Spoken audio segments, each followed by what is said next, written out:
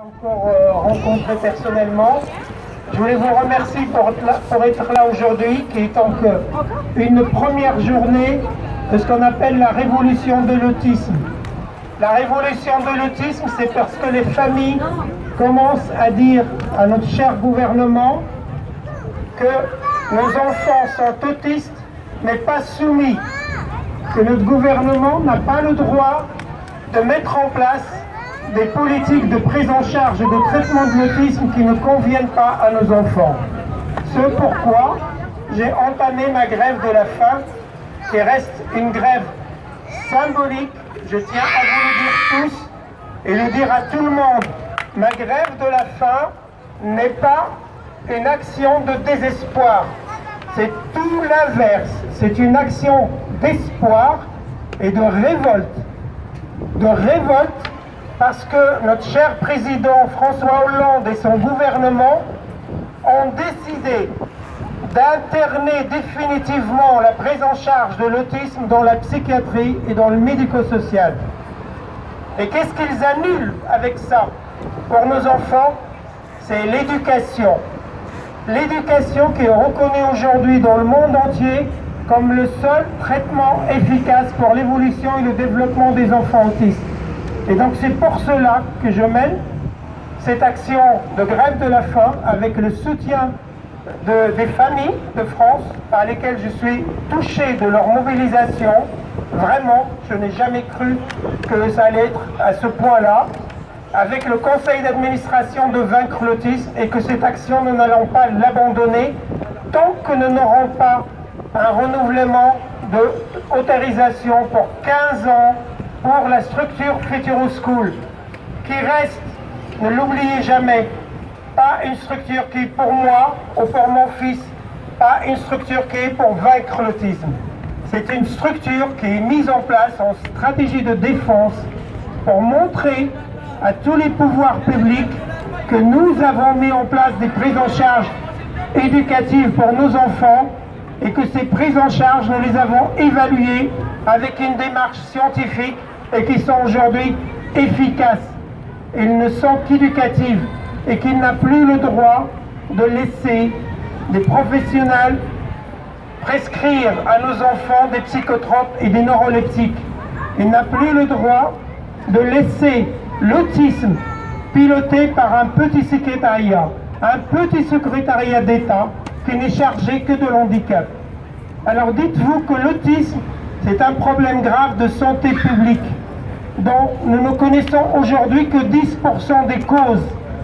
Donc pour pouvoir combattre le mal qu'il fait, les souffrances qu'il génère, l'État et ses instances doivent en premier lieu décider de mettre en place une politique d'action contre la maladie.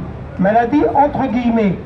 La signification de maladie pour l'autisme, c'est de ne pas de traiter les autistes de malades. Rappelez-vous de ça. C'est surtout une désignation d'un acte qui doit aller avec une politique vers la recherche et vers la médecine. Qu'est-ce qu'on cherche pour découvrir une maladie? C'est les causes et les facteurs. Les facteurs, n'oubliez pas ça, nous ne les connaissons pas. Donc nous sommes obligés de développer la recherche pour découvrir les causes de l'autisme afin de trouver des traitements, quels qu'ils soient, pour réduire certains symptômes, voire les éradiquer. Mais aujourd'hui, nous possédons entre nos mains, en France, on n'a pas besoin de prendre des exemples à l'étranger, nous avons mis en place ici. Nous avons les moyens de diagnostiquer avant 3 ans. À partir de 18 mois jusqu'à 3 ans, on peut diagnostiquer les enfants autistes. À partir de cela, nous avons les moyens, techniquement parlant, pour évaluer les compétences et les difficultés des enfants. Nous avons les compétences pour développer des programmes éducatifs adaptés qui font développer les enfants dans le milieu ordinaire. À l'école maternelle, à 6 ans, ils sont au CP comme tout le monde. Tout le monde sait que l'autisme est doté d'une intelligence au-delà de la normale. Cette intelligence n'est pas exploitée parce que les méthodes de prise en charge médicalisée et psychiatrique que la France met en place pour nos enfants n'est pas adaptée. Elle est plutôt nocive pour leur état de santé. Alors voilà, pour dire aujourd'hui en tant que président de Vaincre l'autisme, expert au niveau international, j'insiste et je le dis avec humilité, que l'autisme a besoin d'une politique pilotée par des grands ministères. Et aujourd'hui, celui qui regroupe ces trois ministères essentiels au combat contre l'autisme, c'est le ministère de l'Éducation. Il est chargé d'être responsable pour l'éducation de tous. Nos enfants ne l'ont pas, ils ne s'en occupent pas, ils s'en désintéressent. Ils se murent dans le silence pour la scolarisation et l'éducation des enfants autistes. Première mission de ce grand ministère. Mais la deuxième, c'est l'enseignement supérieur. Qu'est-ce qu'il faille aujourd'hui pour vos enfants, pour nos enfants? C'est qu'il n'y a pas de professionnels formés. Pourquoi ils ne sont pas formés? Parce que les cursus initiaux de la formation des médecins, des professionnels de la santé et de l'éducation ne sont pas adaptés, ne prennent pas en compte les connaissances actuelles de la médecine et de la science reconnues dans le monde entier. La troisième mission de ce ministère, c'est la recherche. La recherche. Aujourd'hui, nous avons une recherche internationale d'excellence pour l'autisme. Nous avons à peu près au moins 1000 études qui donnent des résultats génétiques sur l'autisme et que notre pays ne les prend pas. Dans notre pays, nous avons des meilleurs chercheurs sur la génétique et la neurologie qui sont reconnus partout. Je vais dans le monde, ils sont respectés ailleurs, mais pas respectés dans notre pays. Alors que ces gens-là sont les héros qui vont nous apporter des solutions. L'État doit les entendre. Consciencieusement, je suis révolté de ça.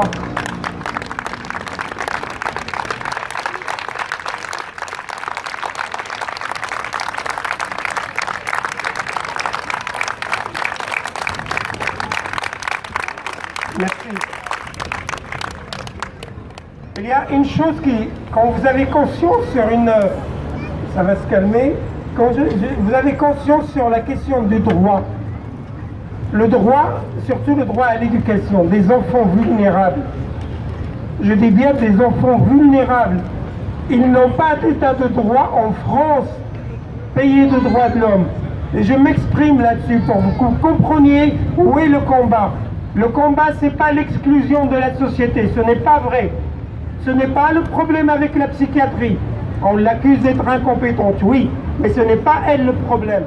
Ce n'est pas le problème de l'exclusion de l'école. Dites-vous bien que c'est un problème législatif. C'est un problème d'une discrimination étatique, institutionnelle, légiférée. Je m'exprime là-dessus sur le plan juridique pour que vous compreniez pourquoi cette révolution. Quand un État où le législateur met en place des lois spécifiques pour certaines catégories de citoyens et les exclut et les discrimine de leurs droits communs en tant que citoyens, c'est le cas de nos enfants. Vous pouvez considérer, si vous me permettez de prendre le terme peuple, nous sommes un peuple discriminé au sein de notre société qui est normalement libre, démocratique et travaille pour une égalité des chances. Ce n'est pas le cas pour nos enfants. Et je viens pour dire qu'aujourd'hui le gouvernement, pourquoi ma grève de la faim? C'est que ce gouvernement qui est censé être progressiste, il est devenu régressiste. Régressiste. J'en ai les preuves sur les législations qu'il est en train de mettre en place aujourd'hui. Tout ce que nous avons gagné pendant 10 ans pour faire avancer l'éducation, et bien lui il a dit non, moi je vais renforcer le système ancien. Une idée idiote, politiquement parlant, idiote. Donc tous les fonds qui doivent aller à l'éducation pour nos enfants, il les donne à la psychiatrie, donc milieu sanitaire et médicalisé. Et il est en train de les enfermer avec des textes. C'est pour ça ma colère, elle est là. Ça veut dire qu'il va falloir mettre 20 à 30 ans pour faire changer ces textes de loi. Or, on demande la reconnaissance de l'autisme et de ses besoins spécifiques. Cette reconnaissance-là, elle est fondamentale pour donner une priorité à l'éducation. J'aimerais bien que tout à l'heure, certains parents viennent témoigner, comme moi, on puisse entendre quelle est la réalité des familles. Mais moi, je reste levé. J'avais pris une décision il y a 15 ans, c'est celle sur laquelle je continue. Je n'ai pas d'intérêt particulier, ma décision est claire, mon objectif est clair, ma vision est claire. La vision, c'est vaincre l'autisme. Il y en a pour des décennies. Mais l'objectif, c'est de changer la prise en charge de l'autisme. Changer la prise en charge. Plus de psychiatrie pour les enfants. plus de médicalisés. Tous nos enfants, tous, vous avez des médecins de famille qui s'occupent de votre enfant. On nous impose des institutions, on nous met sous la tutelle de la psychiatrie, du médicalisé, alors que c'est nous qui nous occupons de nos enfants. Nous avons montré la prise en charge de qualité, c'est nous. Qu'est-ce qui vous épuise à longueur de journée? C'est le système qui prend en charge mal votre enfant. Vous êtes là à défendre votre enfant du mal qu'ils vont lui faire, dans une inconscience complète. Ça, c'est parce que la politique ne donne pas les directives nécessaires et n'oriente pas les professionnels vers une bonne formation. Voilà, je veux bien des parents qui puissent parler, s'il vous plaît.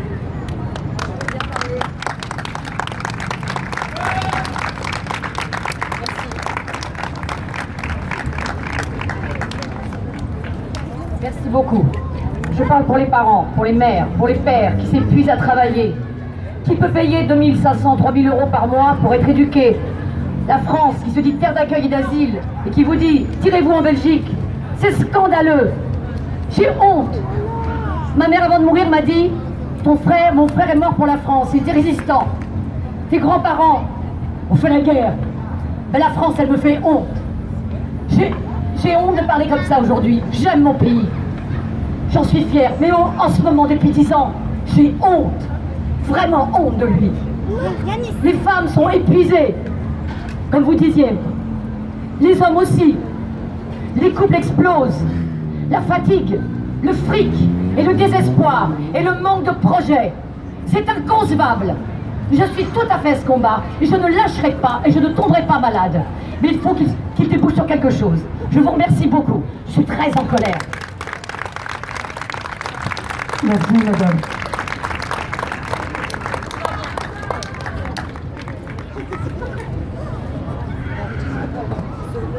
On est là jusqu'à...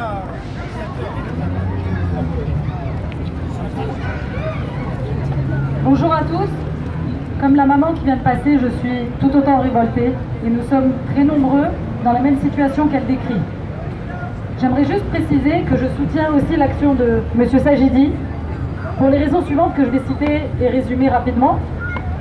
En 2013, j'ai fait une grève de la faim de 16 jours pour revendiquer les droits de ma fille autiste et des autres personnes autistes en France. Aujourd'hui, en 2016, on est toujours dans la même situation. Les familles sont de plus en plus précaires, craquent financièrement parce qu'on n'est pas aidé par l'État français. Les enfants, les adultes sont mal orientés. Les enfants sont de moins en moins scolarisés, exclus du système ordinaire. Et l'avenir des adultes en France, on le demande à M. Hollande, il ne nous répond pas. L'avenir des adultes en France, c'est la psychiatrisation. Voilà ce que la France offre aujourd'hui à toutes les personnes autistes. On en a marre et on va continuer notre combat jusqu'à notre dernier souffle pour le bien de nos enfants. Voilà. Merci beaucoup.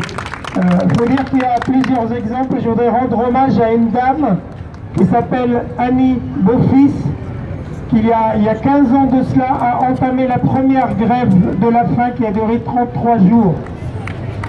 Et c'est la première femme qui a condamné l'État français pour la prise en charge de son enfant. Et c'est sur cette condamnation de cette dame qu'on a pu appuyer juridiquement pour obtenir la condamnation de l'État français par le Conseil de l'Europe. Et c'est par cette même condamnation qu'on a multiplié devant le tribunal administratif de Paris qui a condamné notre État sur la carence de prise en charge et sur surtout les discriminations des enfants qu'il envoie administrativement en Belgique. Moi, je vais simplement parler de mon parcours avec ma fille Julia qui a 11 ans et qui est atteinte d'autisme. Donc pendant 3 ans, nous avons suivi un parcours comportemental adapté à 3 000 € par mois avec un complément 3. Vous imaginez un petit peu tout ce que j'ai mis de ma poche. Donc j'en étais à 2007 je crois de ma poche. Donc 160 000 € sur 5 ans, un surendettement. Je suis isolée avec 3 enfants, mais ça fonctionnait. Donc ma fille évoluait, elle avait une AVS privée payée par mes soins, des soins comportementaux, tout allait bien. Jusqu'au jour où j'ai été obligée d'arrêter cette prise en charge puisque je n'avais plus d'argent. Aujourd'hui, ma fille se retrouve toujours scolarisée parce que la directrice, on fait un petit peu pression puisque c'est notre quartier, elle n'a pas trop le choix. Ma fille ne fout plus rien à l'école. La VS, qui est merveilleuse, malheureusement n'est pas formée, n'y arrive pas. En fait, l'autisme, c'est simple, ça fonctionne, les méthodes comportementales existent, elles sont recommandées par la Haute Autorité de Santé, mais on ne veut pas nous les rembourser. Et moi, je vais revenir sur ce que la dame a dit. Aujourd'hui, je ne lâcherai pas, je ne lâcherai jamais pour ma fille. Mais par contre, tout ce que j'espère, c'est que Dieu me donnera la santé suffisamment longtemps parce que je suis fatiguée. Fatiguée.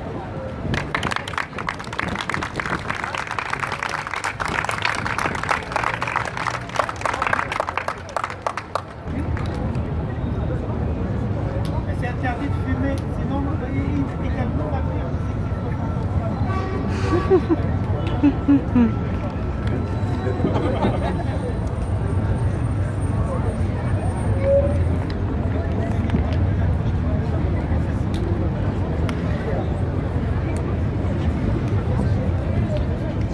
Rachel a été prise en CMPP quand elle était toute petite. On lui a désappris à parler, on lui a désappris à regarder. Elle était devenue totalement légume. Plus fort encore? Ça va être difficile. Nous avons pris la décision de la prendre en charge nous-mêmes par manque de moyens. Nous lui avons appris à regarder, à lire, à écrire, à compter. Grâce aux lois du, je sais plus, février 2005, on a réussi à forcer la porte de l'école. Quand je dis forcer, c'est forcer. On a menacé à peu près tout le monde de plainte au tribunal administratif. Le résultat aujourd'hui, elle est en terminale. Alors, ouais. Je sais pas. Il y a une petite devinette éventuellement. Psychanalyse. Hôpital de jour. Espoir. Chercher l'intrus. Bravo.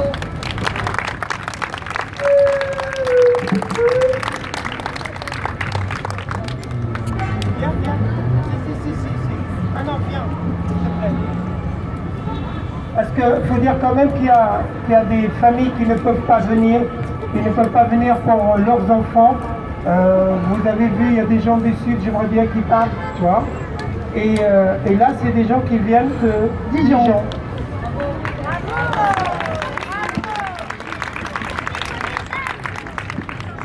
Qu'est-ce que je peux rajouter? Nous, mon fils a été placé en psychiatrie à l'âge de 2 ans et demi. Ça a duré 1 an et on est vite partis, parce que c'était une catastrophe. Ensuite, il a été à l'école 1 heure par jour avec des AVS pas formés, des maîtresses qui n'ont rien à faire. Et puis on a cru être sauvés parce qu'il y a une petite asso qui s'est créée sur Dijon, à Côte d'Or, pour ne pas la citer. Puis, donc on est resté 1 an avec eux et donc ça se passait plutôt bien au début. Et puis pour finir, si Léo n'a pas accès aux apprentissages et au langage, c'est de la faute de son environnement familial. Et elle nous conseillait de le mettre sous Prozac. Voilà, donc on est parti. Et maintenant, Léo il est scolarisé en CLIS 1h30 par jour. Niveau d'orthophoniste 30 minutes par semaine. Et voilà, le reste du temps, c'est moi qui m'en occupe et mon mari. Voilà. Donc j'en ai ma copine Nadia.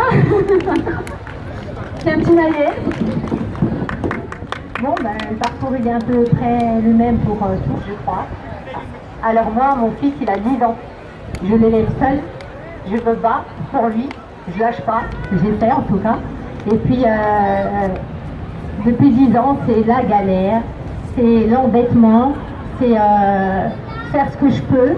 Tout arrêter quand il y a une aide comme une association comme Albert Côte d'Or aussi. Et puis, tout arrêter. Donc maintenant, il va à l'école. Petite parenthèse quand même, je l'ai emmené en Belgique, 2 ans. Bon, pas grand chose, en tout cas. Je suis revenue au mois de juillet. Je l'ai inscrit dans une école privée. Ça se passe plutôt bien, mais c'est pas suffisant. Voilà. Donc voilà, on continue, on essaie, mais c'est dur. Voilà, pour tous c'est pareil. Donc je soutiens Monsieur Sajidi. Et puis voilà, vive Futuro School. Et puis il faut y croire, et on y croit.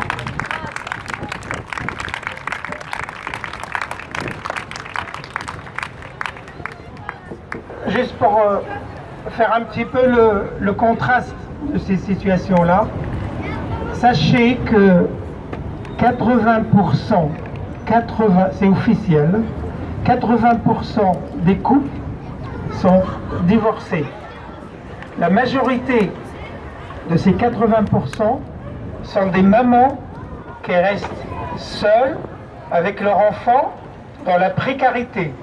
Ça, c'est toute l'analyse de l'association Vaincre l'autisme appuyée sur des rapports officiels. D'accord? Mais le plus grave, parce qu'il ne faut pas l'oublier, vous ne voyez pas de parents d'adultes ici. Il n'y en a pas beaucoup. J'aimerais bien qu'il y ait quelqu'un qui a un parent d'adulte de venir. Venez, madame. Venez d'Orléans, vous venez. Les mamans d'adultes sont seules avec leur enfant adulte qui n'a eu aucune éducation. Donc, voyez-vous la situation que vous avez avec petit enfant pas éduqué? Quelle est la fin de cet autiste adulte qui n'est pas éduqué? Eh bien, ils sont dans ce drame-là.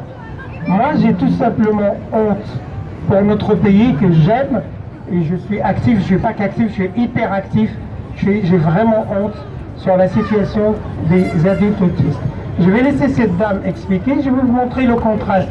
Je voudrais qu'un parent de Futuro School, s'il est présent ici, vienne s'exprimer sur ce qu'il vit à Futuro School. Pour toi? Alors, tout d'abord, je soutiens M. Sajidi, pour qui j'ai un profond respect pour tout ce qu'il fait pour l'autisme. Je suis la grand-mère, la mamie d'un petit Léo de 11 ans, qui est allé à l'école, qui a vu une AVS formée qui était merveilleuse, et qui, aux portes du CP, a été renvoyé de l'école avec un petit sac poubelle et ses petits chaussons à l'intérieur. Et on a dit, maintenant, il n'a plus sa place à l'école. Il faut savoir que la dernière année, il était dans une petite pièce à côté de la classe pour pas déranger et que personne ne voulait s'occuper de lui, sauf son AVS. Alors on m'a dit, tu verras, à la retraite c'est cool, tu vas pouvoir te reposer, tu vas pouvoir te balader. Ben non, parce que je suis venue habiter à côté de mes enfants pour pouvoir les aider à s'occuper de Léo, qui ne dort pas beaucoup parce qu'il est autiste et que sa maman ne peut pas travailler parce qu'il est autiste, parce qu'il faut s'occuper de lui tout le temps, il est hyperactif. Il n'y a aucune, je dis bien aucune prise en charge. Il y a une éducatrice qui vient s'occuper de lui, qu'il faut payer. Son papy qui lui apprend à lire et à écrire. Par contre, je tenais à vous dire une chose, c'est que les enfants autistes, contrairement à ce que tout le monde pense, sont des enfants très intelligents. Et c'est lui qui m'apprend l'informatique souvent, et c'est lui qui me fait pénétrer dans son monde d'autisme, qui est merveilleux, parce qu'il est plein de bonté, plein d'amour pour tout le monde. Et j'aurais bien voulu que cet amour soit partagé aussi par les gens de l'extérieur et que les mentalités changent. Et surtout que le gouvernement aide tous ces parents qui sont au bord du gouffre. Voilà, c'est tout ce que j'ai à dire. Merci et merci pour votre déplacement d'Orléans.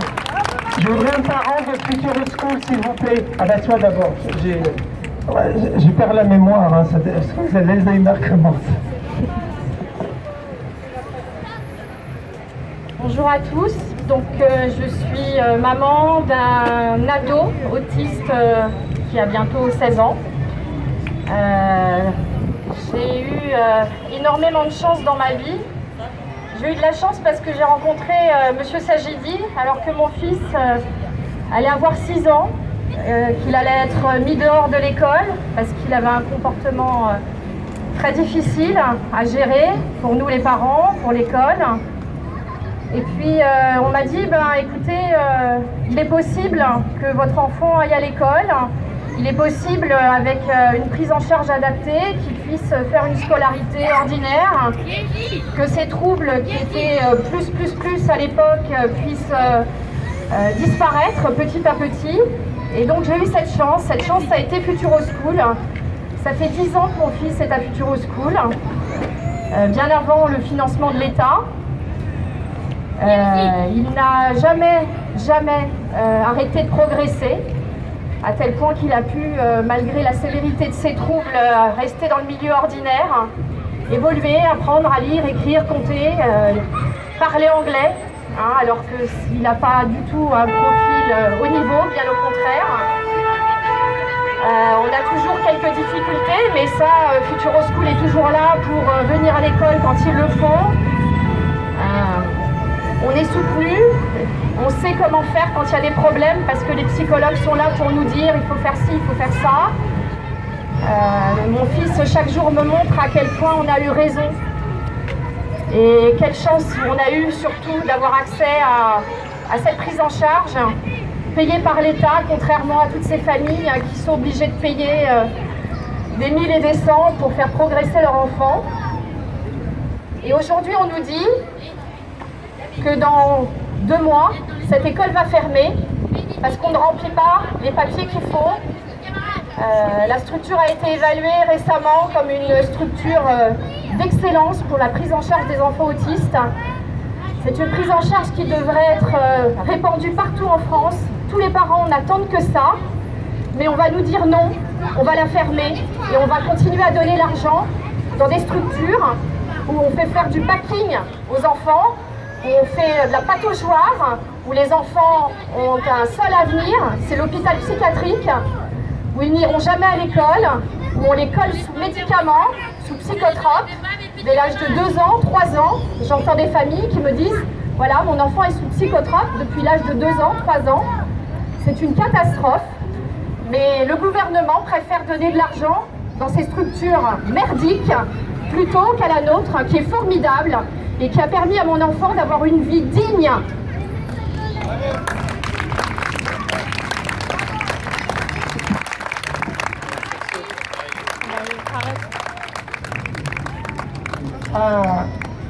Un système qui a du mal à évoluer, vous savez pourquoi un système n'évolue pas?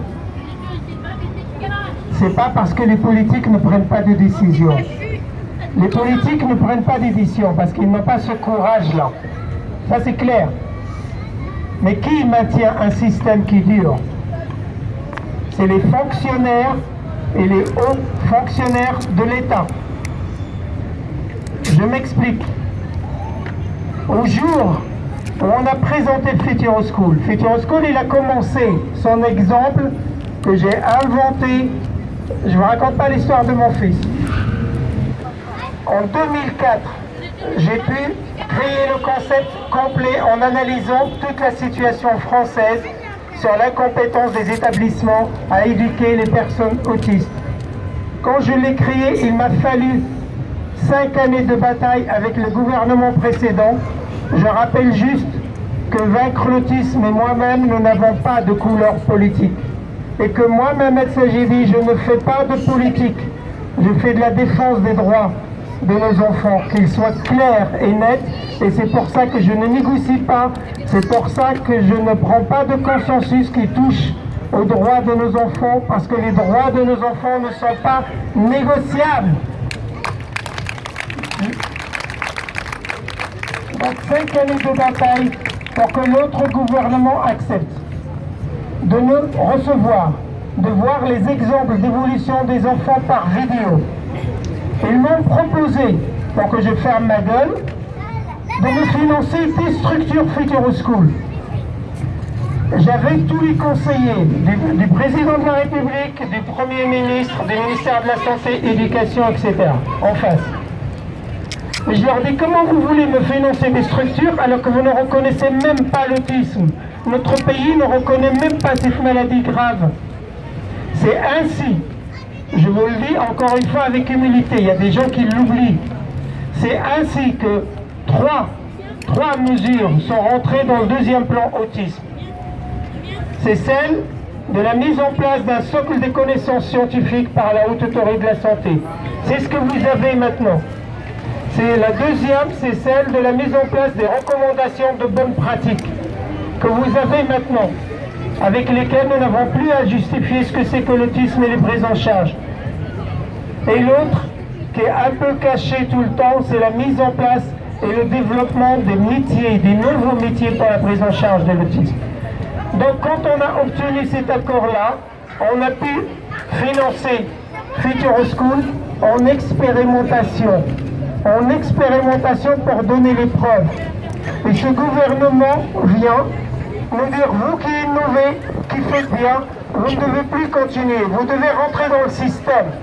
Quand Madame Tanguy tout à l'heure vous dit que dans 2 mois, on nous demande de fermer, c'est parce que nous n'acceptons pas que notre structure soit médicalisée. C'est une école qui fait de la prise en charge éducative et comportementale pour les enfants autistes. Et donc nous ne voulons pas ça et on n'aura pas ça. Parce que si on l'accepte, ça restera comme ça. Future School, c'est l'exemple clé, preuve de la prise en charge et son efficacité quand elle est éducative et comportementale. Et donc on se bat pour ça. Je voulais relever une autre honte qui est cachée.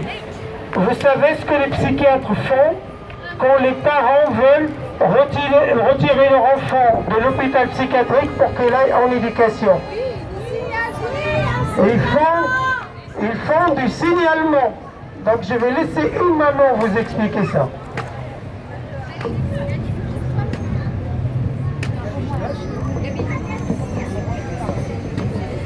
Alors, du coup, moi, je suis la maman de Léo qui a été déscolarisée. Je suis la maman de Léo qui a été déscolarisée depuis plus d'1 an maintenant, qui est pris en charge à domicile. Ça nous coûte 900 € par mois de notre poche. La MDPH nous finance 370 € gracieusement qu'on renouvelle chaque année. Et aujourd'hui, l'éducation nationale a le culot de venir me contrôler le 7 juin à mon domicile pour vérifier si j'instruis bien mon enfant. Or, il ne l'a pas instruit depuis 8 ans. Donc aujourd'hui, on a peur des placements abusifs, on a peur des signalements. Donc je connais moins bien le domaine, mais je vais passer la parole à Aurore qui connaît très bien.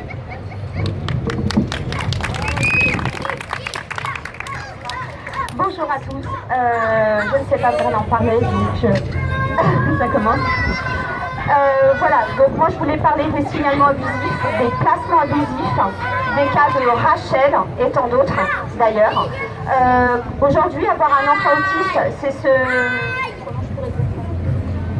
se confronter en fait à l'ASE, tout simplement. Vous cherchez un diagnostic, on va vous dire que c'est votre faute.